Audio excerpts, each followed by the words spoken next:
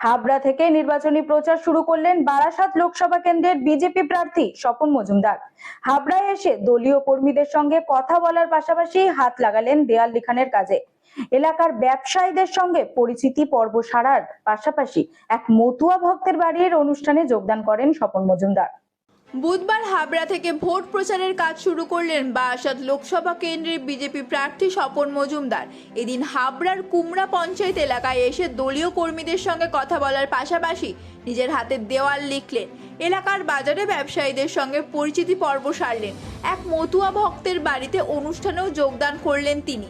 পাশাপাশি আমাদের জানান, বারাসাত লোকসভা কেন্দ্রে তিনি 2 লক্ষ ভোটে জিতবেন। 2019-এ লোকসভা ও 2021-এ বিধানসভা নির্বাচনে দলীয় কর্মীরা তৃণমূলের হাতে মার খেয়েছিলেন। অনেকের বাড়িঘরেও হামলা করা হয়েছিল।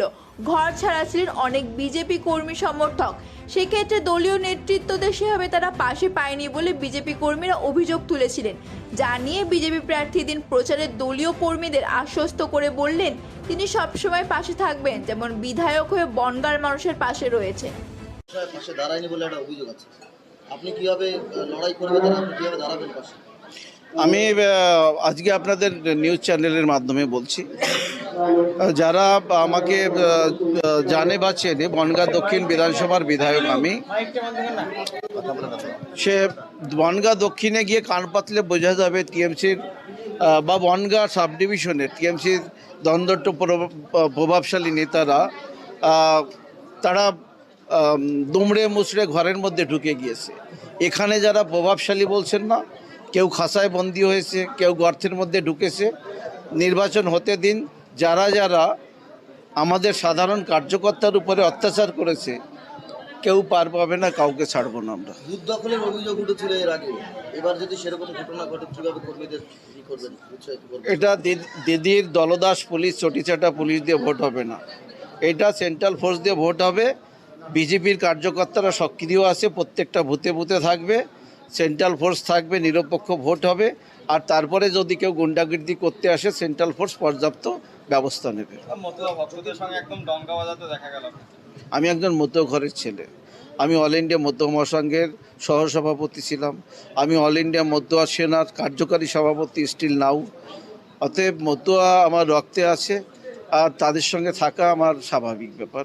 আর ডাঙ্কা ধরাটাও আমার ব্লাডের মধ্যে রয়েছে, আমরা ছোটবেলা থেকে ধরেছি। বাজারে যখন প্রচার করছিলেন, এক মহিলারা বলছিলেন যে ভোট পরবর্তী হিংসার কথা, তখন আপনি একদম দাওয়াই দিয়েছিলেন যে এরকম হলে আপনারা দেখে নেবেন, বাকিটা আমি বুঝে নেব। দেখুন, আমরা কোনোভাবে হিংসা চাই না। তার মানে এই নয় আমাকে কেউ মারতে আসলো আমি বসে বসে মার খাবো। বিজেপি এটা শেখায় না।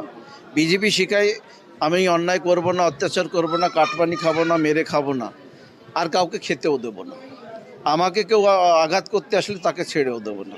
আমি সেটাই বলেছি, আর সেটাই হবে।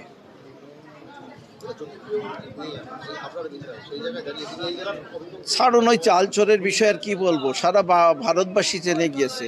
আমি তো হাবড়ায় দাঁড়িয়ে বলেছিলাম, আপনারা চিন্তা করবেন না, চাল চোর ঢুকেছে আপনাদের হাবড়ায়। চাল ব্যবসায়ীদের একটা বড় সংখ্যা, ওয়েস্ট বেঙ্গলের মধ্যে দ্বিতীয় বৃহত্তম বাজার হাবড়া। তো সেই বাজারে দাঁড়িয়ে আমি বলেছিলাম এই চাল চোরটা বেশি দিন থাকবে না।